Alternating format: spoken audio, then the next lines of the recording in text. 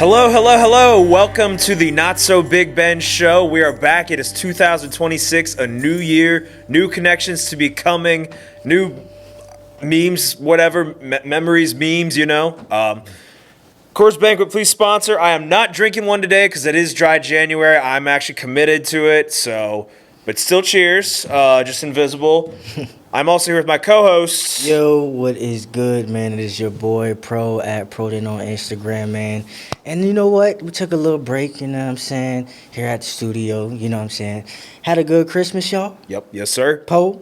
No complaints, bro. No complaints, man. And, you know, I'm excited to be back, man. Sucks, no UFC, but we got a lot still to talk about. We still got a lot. There will be some coming soon, but there's a lot of good football out there. And, man, I mean, it's getting so violent out there. You got fans just going crazy. I mean, shoot. It's affecting the kids in school now. Like Georgia, Tennessee, that rivalry is real. We all saw that school play where this kid, they're singing Rocky Top, you'll always be home sweet home to me. Yeah. Except for that one Georgia fan in the crowd. And I gotta respect it. I gotta respect Yo, it. the funny thing is the parents like knew too. Like it was like they knew instantly. Like, yeah, let me record this, and he was like, "Yep, nope, I'm sitting there and I'm not gonna sing it." They're laughing in the back, man. Gotta respect it. It's Gotta hilarious, bro. You gotta respect it. If that's my kid, I'm giving him an ice cream and shit after. Like, yeah, Yeah. If an F comes on his report card, I'm not grounding you. Nothing. I mean, that was an incredible and went more viral than anybody could have predicted, because that couldn't have been the first time something like that had happened. Oh yeah, no. So yeah. But it's crazy how that works. And, you know, also, like, these fans in general now are getting so crazy to the point. This one in Detroit by the name of Ryan Kennedy tried to ruin my season by talking to DK, getting punched square in the jaw, and I don't know what he said. Again, DK's got to keep his cool, but you got him suspended in a way. So, and then it's not, you didn't get him suspended. DK did his own thing. But the fact you're holding a press conference on a folding table with your lawyers with a backwards cap, it just makes me think that you're a fucking loser, and I hope you fall in a pool of piranhas, you prick. So I could understand that coming from a Steelers fan, right? But if he's saying, so from what I heard in the press conference, he's saying he's getting like death threats and stuff like that, and his family's doing all this. I don't believe in none of that. At the end of the day, it's just football. At the end of the day, it's a game where we play, but that also goes into you as a fan. Respect the guys that you're watching. They're entertaining you. They're doing what they're supposed to do, and because he's on a different team doesn't mean you can talk to him any type of way and he won't respond. So I get both sides, but at the end of the day, I think we should just keep it peace. You know what I'm saying? Keep it peace. At the end of the day, both teams, you know, are you know, doing their thing, and you know, we'll see how it goes. But Detroit is not. They are eliminated from playoff contention, unfortunately. I mean, I do enjoy watching them play, but that was a fun game to watch. And they got other things going on there right now. The Steelers, you know, Roger Goodell tried to sabotage them by suspended DK Metcalf because a fan called him the N-word and called his mother a C-word. I don't know if that's true or not. Apparently, they're saying I think that happened when he was on Seattle last year, like, which is insane because the NFL says that if that happened last year and he reported that to security, then something's not right. Like, if that's happened on the same team and whatever. But I don't know. I mean, got the division win. Playoffs are coming up. I mean, we'll see how that goes. But vintage Aaron Rodgers, Cam Hayward, T.J. Watt coming back from after getting a little, what was it, a dry needle in his lung? I mean, how bad is our team doctor? Jesus. But Tomlin extends the winning season once again, and he's not one of the coaches fired. I mean, we'll talk about the Steelers later, but 8 coaches, I believe, are now fired. As of today, we have, obviously, there's 2 that were already open. It was the Giants and Titans. You have Pete Carroll, John Harbaugh, Jonathan Gannon, Kevin Stefanski, I'm thinking of the other. Who were the other two? Mike McDaniel. That's what it was. Whoever the Titans coach is, I don't even know his name. But he was already fired at the beginning of the year. Yeah. There's somebody else. Did I say Pete Carroll? Yeah, you said Pete Carroll. Pete Carroll. Who the fuck am I missing? I don't know. Raheem Morris. Yes, Raheem Yes, Morris. Thank you. yes, Thank you. yeah. Yeah. Which of all of those really surprises you, if any, honestly? You know, if I'm sorry, I gotta go on this. You want to know what's not surprising to me? I'm sorry, Stefanski. What, like, thank you. Like, we this is what was supposed to happen. Like, yes, I'm sorry, I need to go on this rant, cause if you look at how Sheduer's played from every quarterback that you put in front of him from the start, and you could say, you know, Flacco had his moments, but so did Sheduer. Mm-hmm. And I'm telling you, bro, thank you, Browns. That's all I'm going to say. Because he was holding you back play call-wise, decision-making-wise, time management-wise. I mean, go look at their games. It's not just they have talent on that team. That's what I'm saying. And you have to learn how to use that talent to the best of your ability without feeling any type of way, without doing anything to mess up your locker room or have guys maybe feel this type of way or create this narrative. Like, I just feel like with him, there was just such a narrative of like, does he even like this guy? Does he, like, it didn't even look like he enjoyed being a Browns coach to me. Like, I just, you know, I'm just glad that guy's gone. And hopefully, you know, they can find somebody, bring that organization to something, because to me, that was needed. I'm sorry. That was my little rant on that. No doubt. And I'm surprised that he's kind of getting like, oh, he'll get another job really quick. I'm like, no. No. Last 2 seasons? No. I know he's a 2-time coach. 2-time coach of the year. I get that. Watch the Raiders. Watch the Raiders pick him up. That'd be funny.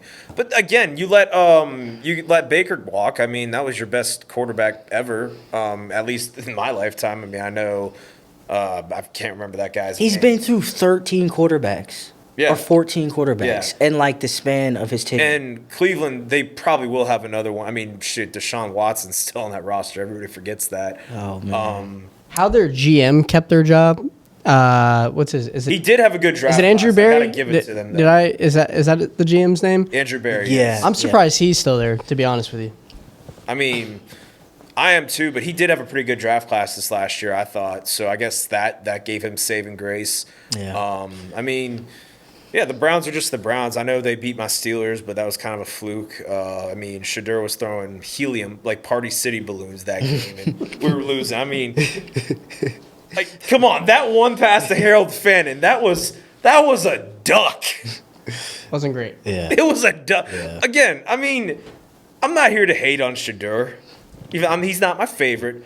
But the fact that people are labeling him franchise quarterback, I'm like, pump the brakes. For now, yes. What? In that locker room for now. I can't do Poe, this.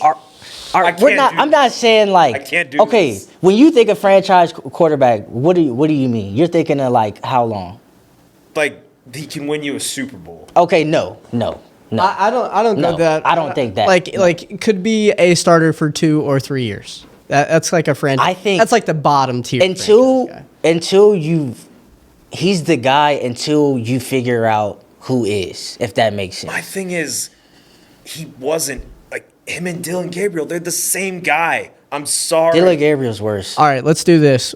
Percentage of confidence that you have that Sheduer will start week 1 for the Browns next year. 100. I'm putting it at 100.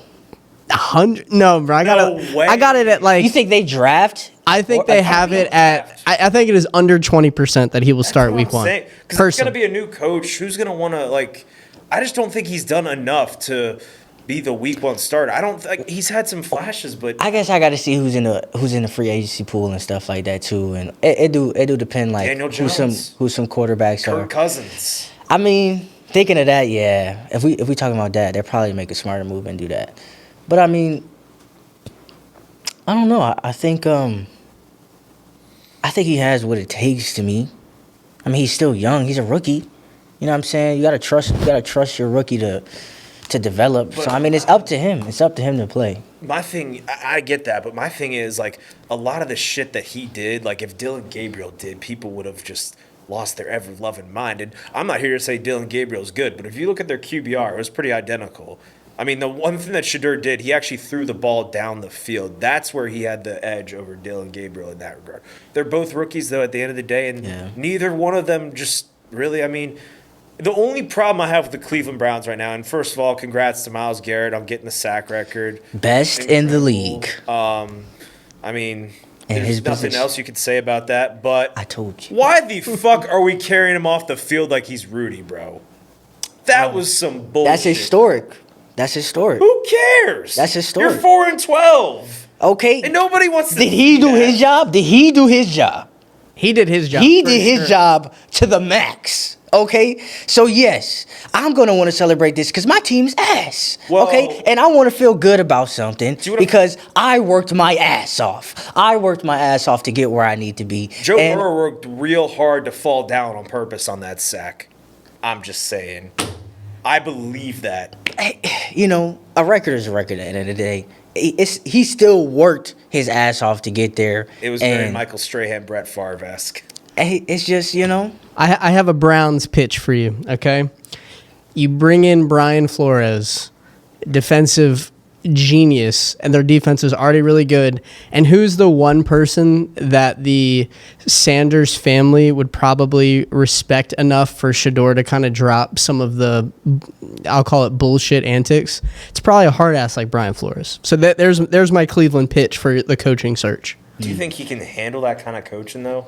I don't think he can. I think he's gonna be gone. You know, that's just my personal opinion, but I mean, there's just like nobody in Cleveland should feel like their job is safe, except for Myles Garrett. Yeah. But again, I mean, I get it's a historic moment. The Rudy shit, like, oh my god, that made me sick just watching that.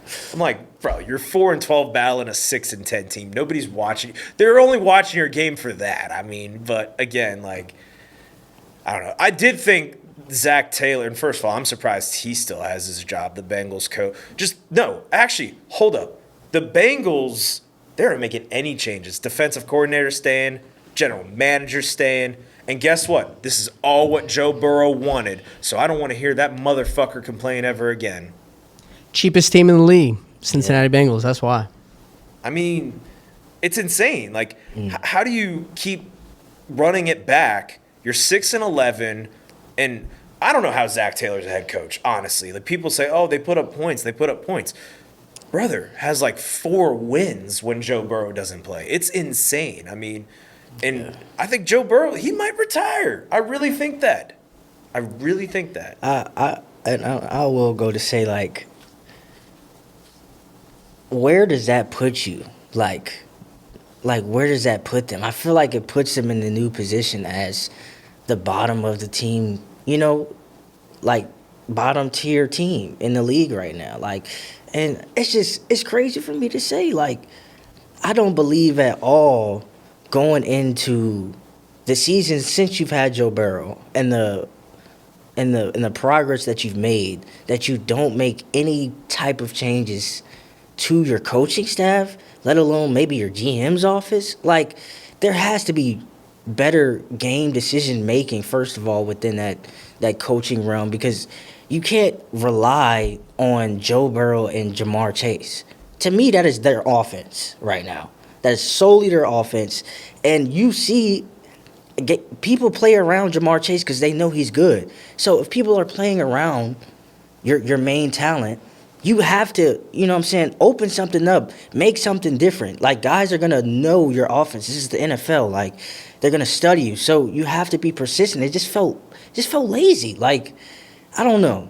It feels really lazy as an organization to do. It just feels like we are comfortable when we shouldn't be comfortable.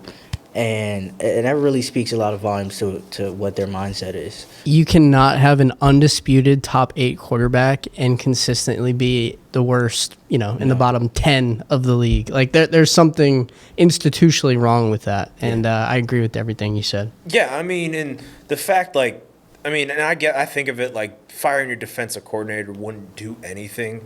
they fired their defensive coordinator last year. Colts defense was pretty good until the end. I mean, Lou Anarumo, I mean, that guy he's the reason you got in the Super Bowl that year. And I have no other, because the Bengals offense that postseason was not that great, really.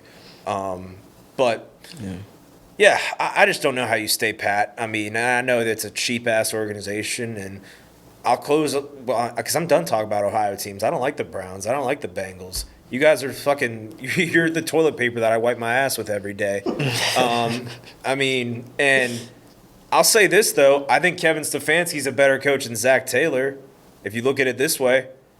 The Browns had significantly less talent than the Bengals did, and he won one less game. I'm just saying. Not a hot take. Yeah. I mean, I believe that. I mean, it's the battle of the tards, but don't get me wrong. But, yeah, but anyway, I mean, other guys that I'm shocked kept their job. 2 general managers in mind, Joe Shane.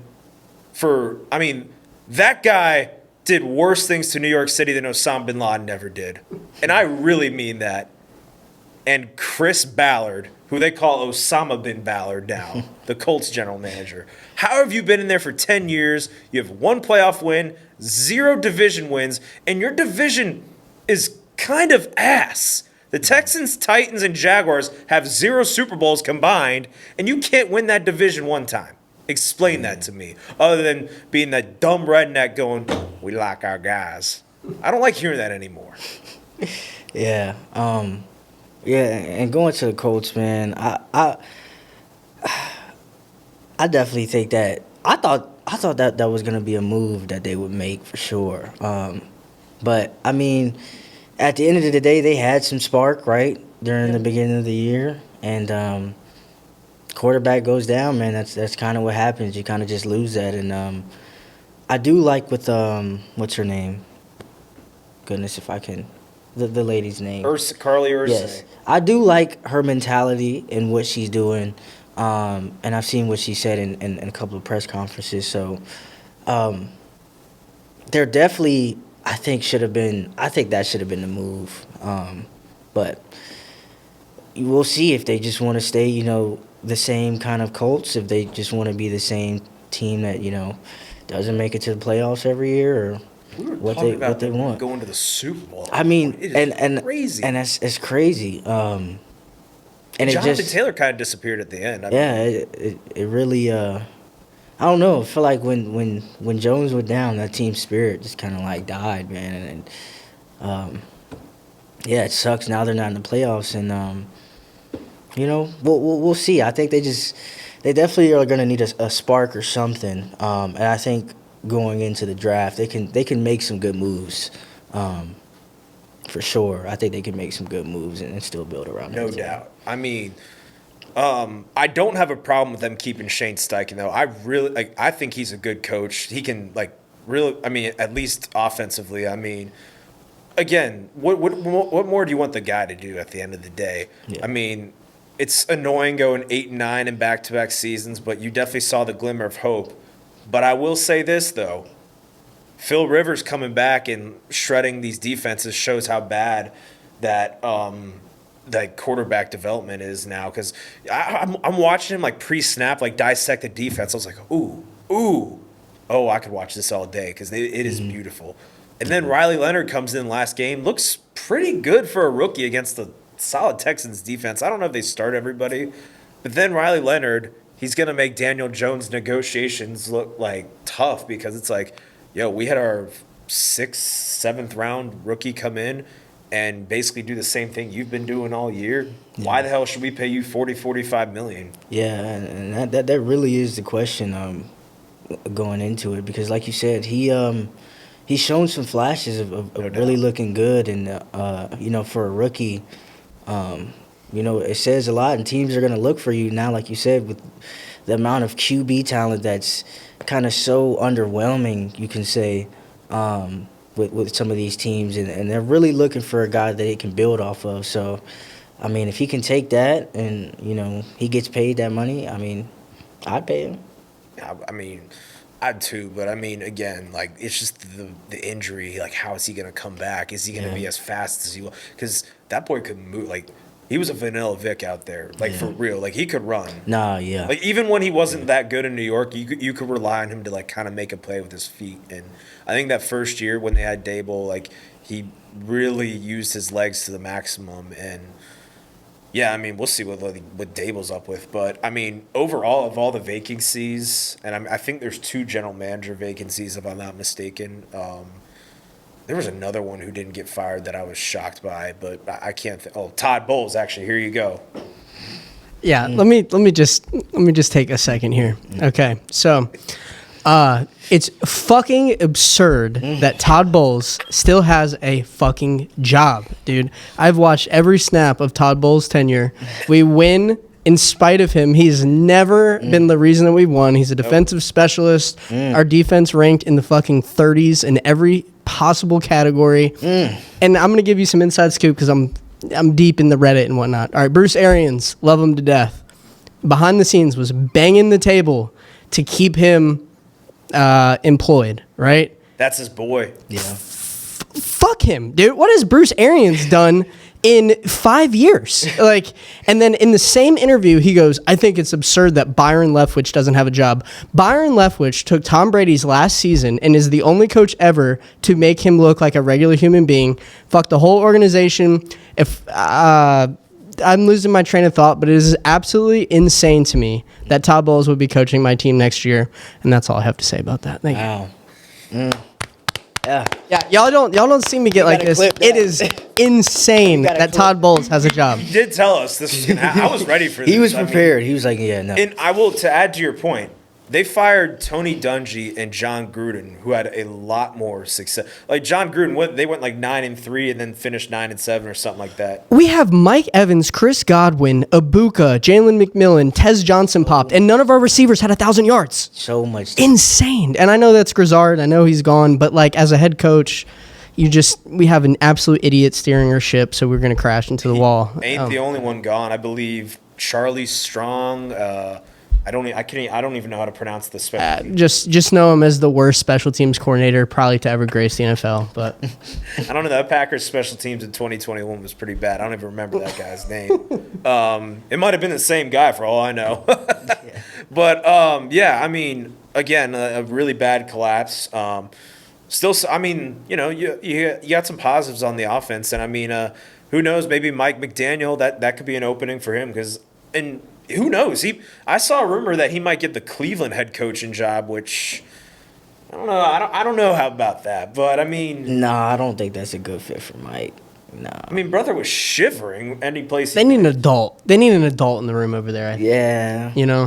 I think McDaniel needs a few years to be like a coordinator again. Like he could go cook in Detroit, or because we got coordinator openings right now. The one I was a little surprised by. He can go to the Eagles. That or the Redskins. Kingsbury's gone. And Dan Quinn, that's his boy.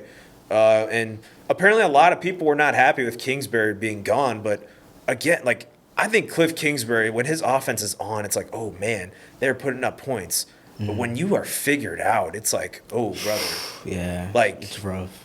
It feels like it's the second half every year other than that 1 year in Washington where they went to the NFC Championship. But like when he was the head coach, where was it? Arizona, yeah. Who I think is the least attractive job right now. I mean, I don't think Jonathan Gannon's the greatest coach ever, but I thought he did all he could do. Because how many guys were on IR for the Cardinals this year? Yeah, it was a lot. They had a lot of guys, and that whole organization, man, they've been in like a pit of like just assness. That's all I can say, bro. It's just like, man, is there any hope in Arizona at all? Like, I mean, not even with your basketball team, bro. Phoenix is terrible. Like, it definitely is the most, for me, like you said, the least attractive job because, it's just like, what are y'all going to do? What are y'all's expectations?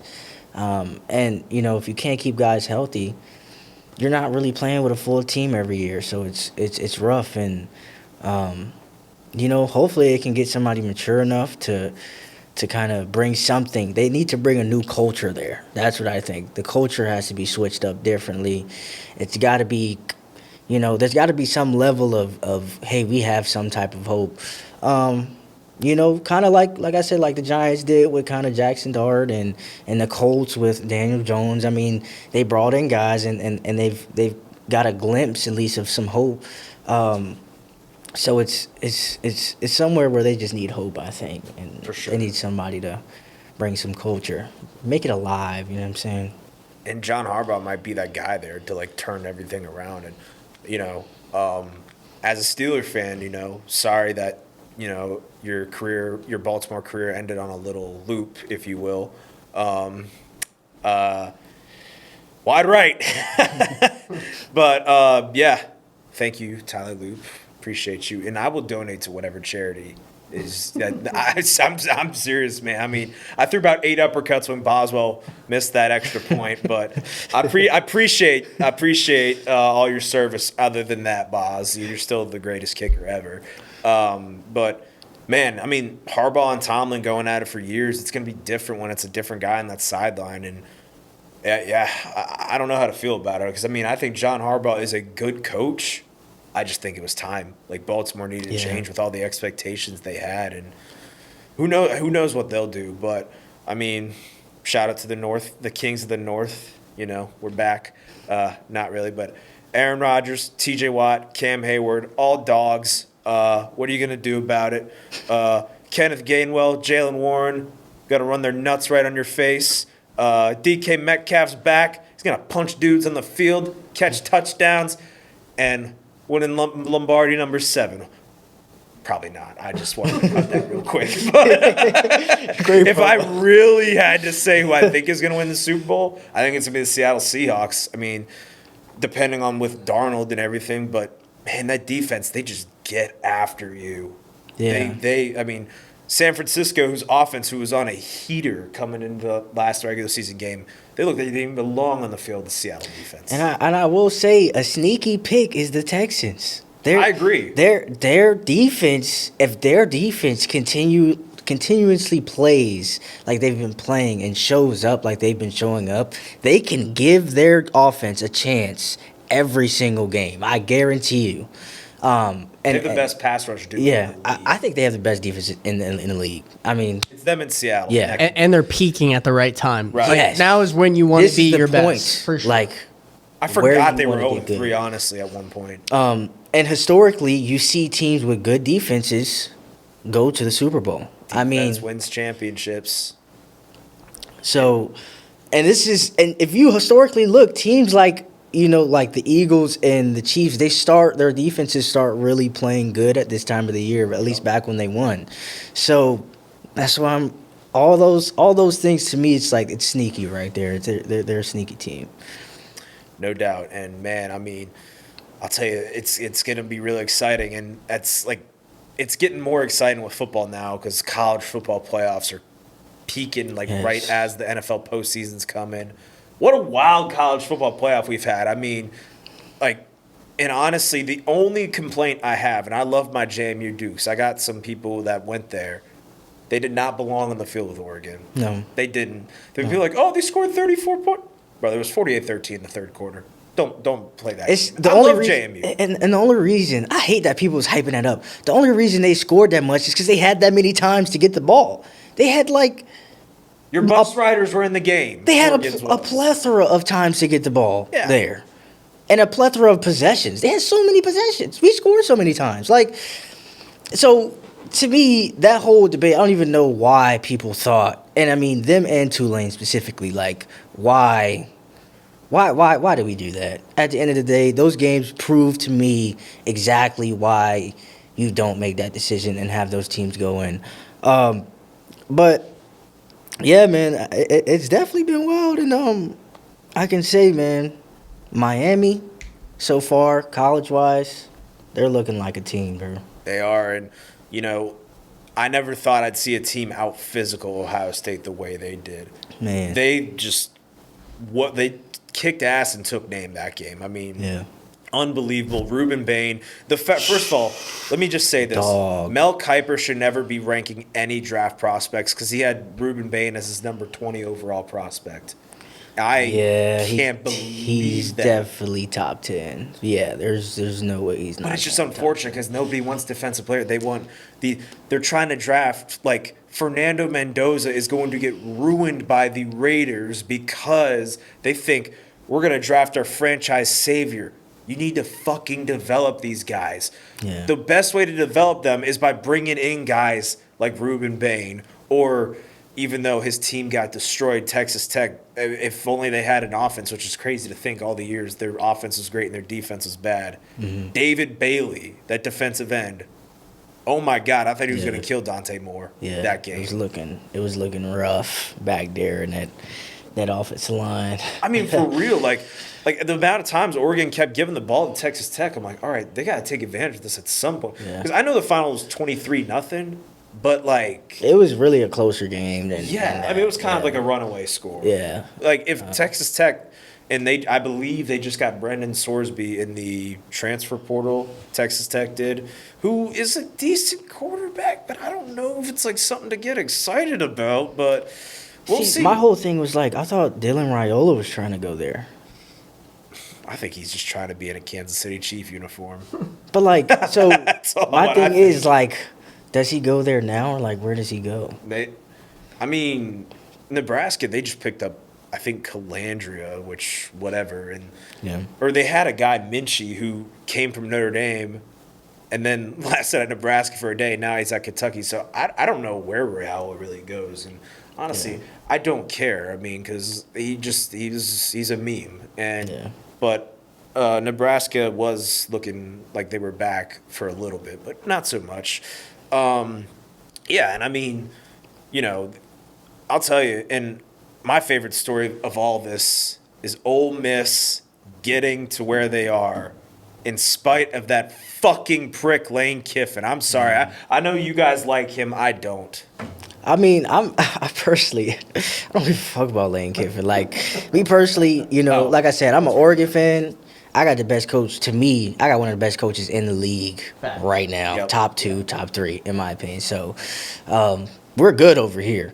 But what resilience, right? What determination to really want to win, right? That game, they really looked like they wanted to win, and such a close game. But at the end of the day, you know, you got to hand it to them. They're trying to make their way there, and they're trying to prove to a lot of people that, you know, their team is good and that team doesn't need that coach and they don't need him. And so far, I mean, it's looking like they're a talented team. It's looking like Lane Kiffin was a bus rider is what's up. Yeah. That's what it is to Yeah. me. Yeah, you got these guys in. Why are people going to want to follow you at LSU? And Pete Golding is everyone's favorite guy right now. Yeah. The way he has these guys believing, like, hey, we are here because of you. This isn't the Lane Kiffin show. We're going to win in spite of him. And, I mean, the thing, like, you know, I was kind of bringing him back on. I'm like, oh, maybe he's changed. But then it's like I hear these Ole Miss fans who love you guys, but you were like the biggest like inbred tards I've ever met in my life. And I mean, because you're thinking like, oh, how could Lane Kiffin ever do this to us? Did you not watch him take a freaking bus or get on a plane to go to USC the second Pete Carroll left? Like this, it's in his DNA. Yeah. He's not a good Track guy. record, definitely He's never track been a good guy. He will always be a freaking asshole. That's just who he is. And that LSU stint is going to last 2 years before they had enough of him. Because ain't no way. They talk about him like he's got a bunch of rings. He ain't never been in the playoffs. This was his chance. And now he's sitting on the couch and he's acting happy for the guys. You know, deep down, he's pissed that he's not soaking in that spotlight because that's all he Yeah, gets. you know he wanted to coach, but they wouldn't let him coach. How could you let him? I mean, I wouldn't have let him either. How could you? I But wouldn't have let him either. again, Trinidad Shameless, though, I that's a story you love to see. And I mean, future Pittsburgh Steeler. That's what I want. That's what I want. You know, that guy. You know, he's what Diego Pavia thinks he is, because you know, underdog kid, whatever. But by the way, it's funny. Diego Pavia said you only need to put up 7 points against Iowa to beat them. Lost to Iowa, and then the guy Fernando Mendoza, who you said shouldn't have been the Heisman winner, beat the brakes out of Bama 38-3. I mean, I'm gonna say this right now: Alabama football is soft as ultra sharp. Yeah. That was bad. Yeah. That was fucking pathetic. Like, how do you? I'm sorry. That looked like Nick Saban going against like Furman or whatever. That's what that looked like to me. It was a soft, poorly tackling team. Like it was overall. It shows the level of what Nick Saban did for that organization, because the aura and just the intensity, the way they play, it's just not there anymore. And I mean, you could say, Kurt Signetti, what he's doing with Indiana, he's becoming like that Saban type of guy where he's, turning Indiana into this powerhouse. So, like you said, it was kind of like the switching of the roles to me. It's like, Indiana was the Saban and Alabama was, the Indiana or like, previous Indiana or whatever. But I just, man, I really think there's definitely like you said, to me, it's always about culture. And when coaches can bring a certain level of energy and a certain level of maturity to a team where they can get the leader out of them and they can do things to help the team win in ways where it's not just on the field, but it's off the field. I think that really matters, and I think Alabama's definitely going to need to get back, you know what I'm saying?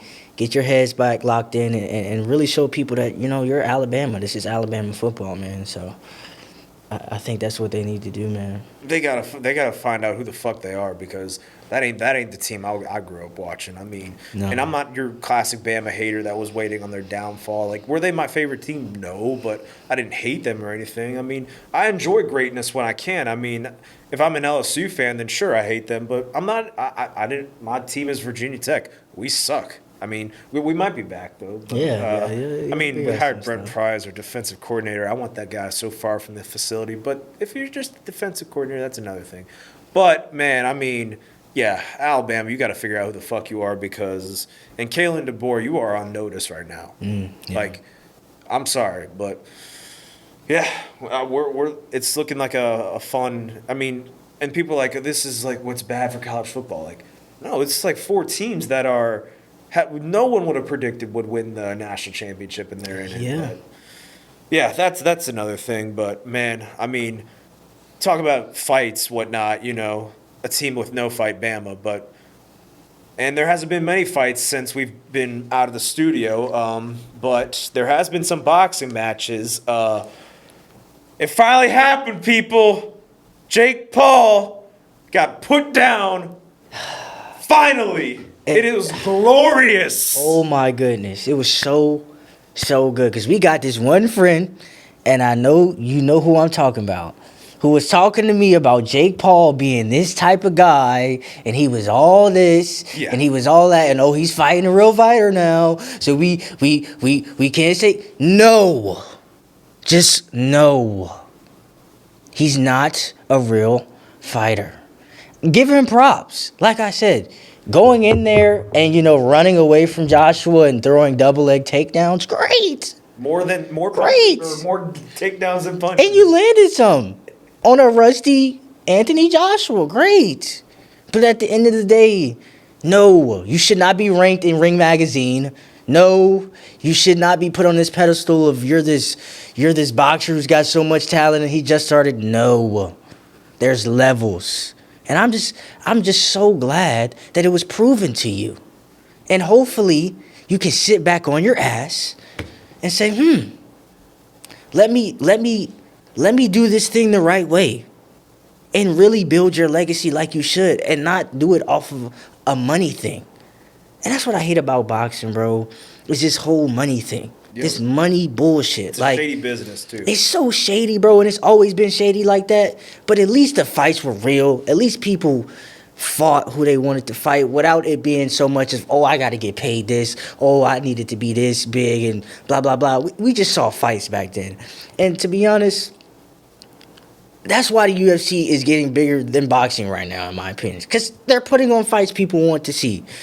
And at the end of the day, it's, UFC's doing it more frequently, and time again, it's just like, man, I want to see more people fight. I want to see boxing do more, but we can't not allow guys like Jake Paul to ruin the state of boxing. Because in my opinion, it's just ruining it. In my opinion, It's a joke of the sport. People are like, oh, you gotta admire his tough thing. I'll admire him for making the ring walk. I still don't have any respect for the guy because you're in there wagging your tongue at a Olympic boxer. First of all, and you're boxing with your mouth open, like you're not closing. Like any boxing coach would tell you, bite down on that mouthpiece before you throw. 'Cause what he had like 2 titanium plates taken out. I mean, I guess this stuff is real. I mean, I was waiting for like some shit to happen and for it to be fake. And the reason he ran around that whole fight is because he wanted to prove like, hey, I lasted longer than Francis Ngannou. He made the ring. Francis Ngannou would beat the shit out of you too. He made the ring 22 feet, which is bigger than an actual boxing ring. So it was made for somebody to run around in. It's made like an exhibition boxing match, which what I feel like is the reason why he really got showed that there's levels. Yep. Because it's no exhibition. So this would have went on Anthony Joshua's record if he would have lost. And his life literally would have, like, he would have not gotten taken serious by anybody if he would have lost. Let's be honest. So at the end of the day, to me, like I said, it just shows his levels.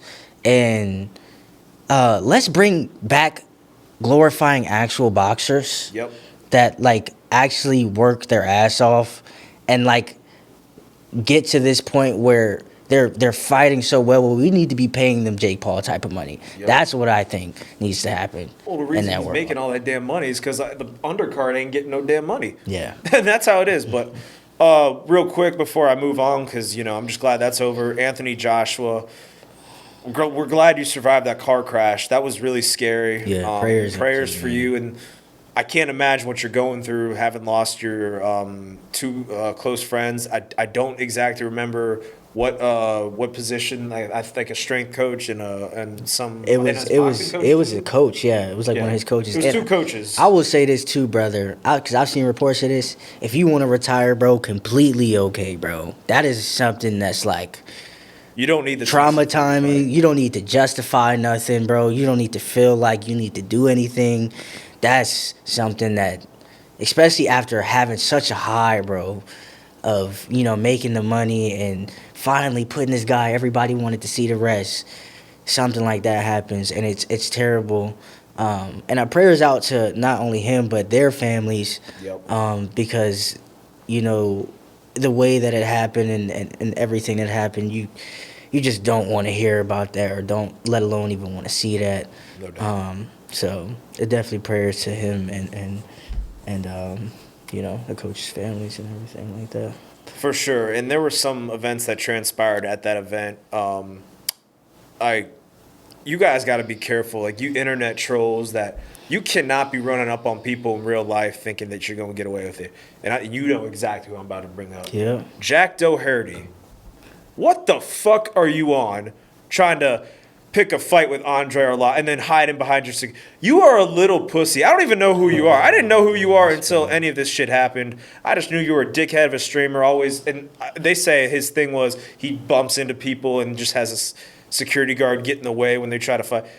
You are this small man energy. Like, he's like, oh, that Andre guy that nobody knows about.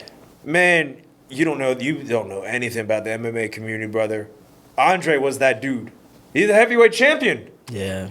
Of the UFC. I can't remember when, but he was. And he's knocking fools out in dirty boxing and whatever other thing he's in. But stay in your lane, bro.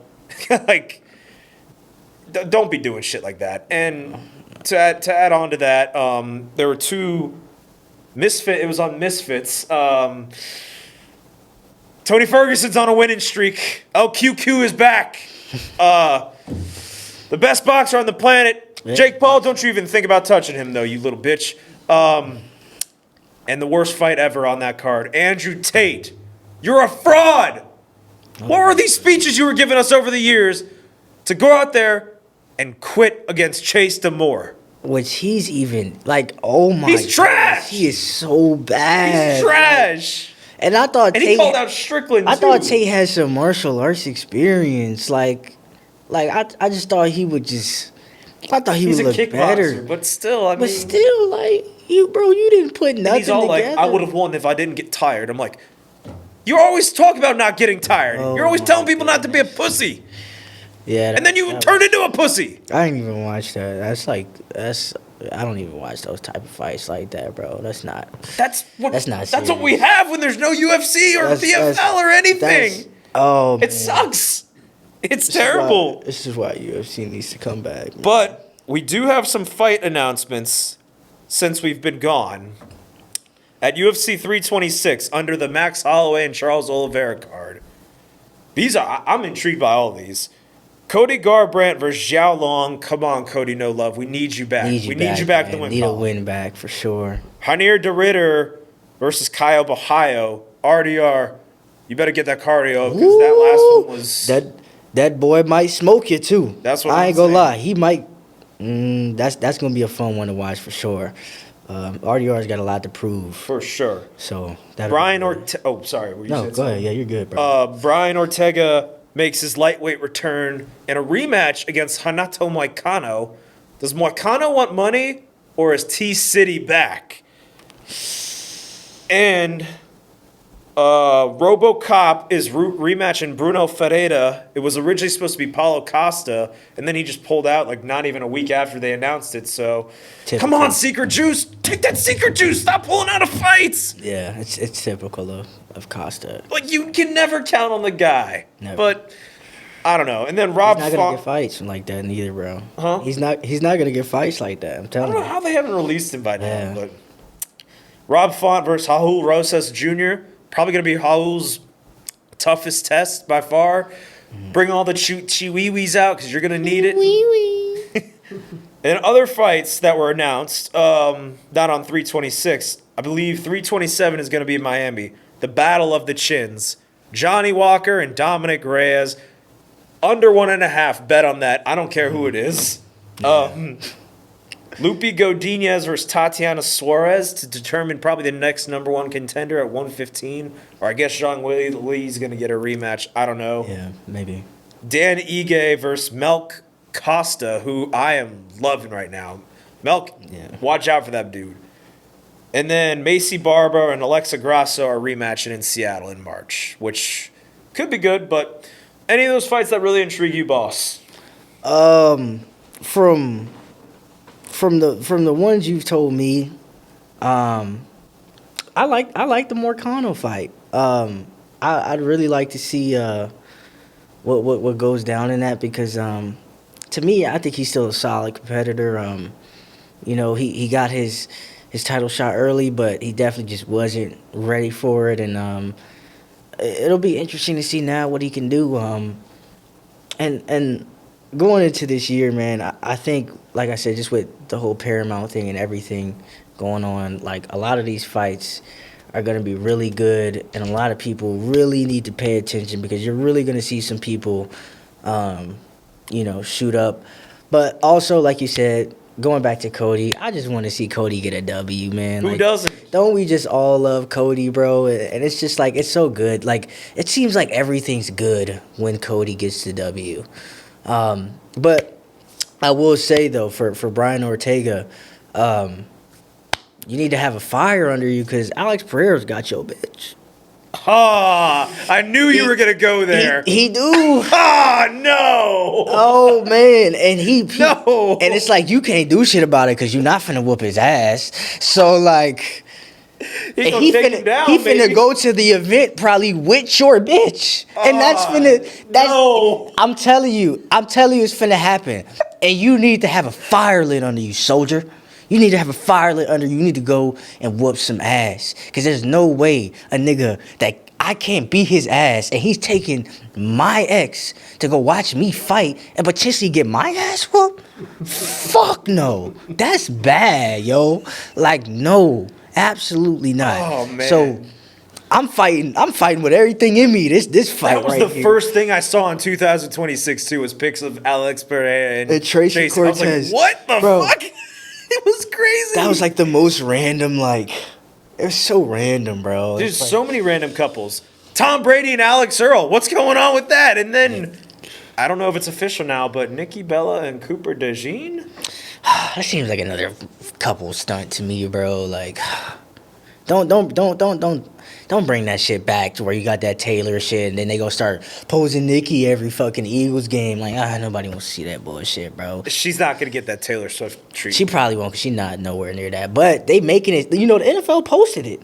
They posted on their page about them being together.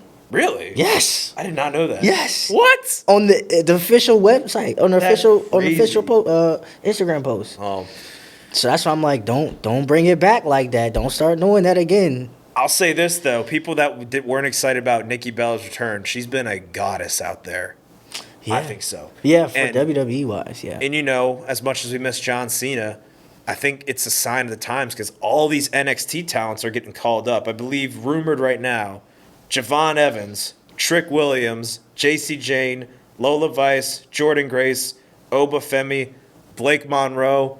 Oh, and not to mention Zack Ryder. Oh, sorry, Matt Cardona. Matt Cardona, yeah. Got to keep him. I wish he had this TNA theme. But personally, I will say, I got to give a hand clap to Javon Evans, bro. Like, that guy. oh my You're goodness. that guy. A young, and I used to, it's crazy, like, when I was in high school, I used to watch clips of him, like, on TikTok of, like, you know what I'm saying, like, wrestling, but it was, like, under programs. It wasn't really big programs. And then now to see him, like, where he is now, bro, it's just, like, it's insane, bro. So I got to give him props. 21 years old, man. It's crazy. You know what I'm saying? And he moves better than anybody out there. I really believe that. Like, Yeah. I think we're going to talk about him as like one of the greatest in-ring talents ever. Yeah. So do not 100%. screw this up, Triple K. I mean Triple H. But there was a lot of new champions since we've been gone. Carmelo Hayes is him, the champion of the United States. What did it say? Mello don't miss. Mellow Dome is, yeah. Never. Who else am I blanking on? Well, I guess AEW, but MJF, he's better than you, and you know it, son.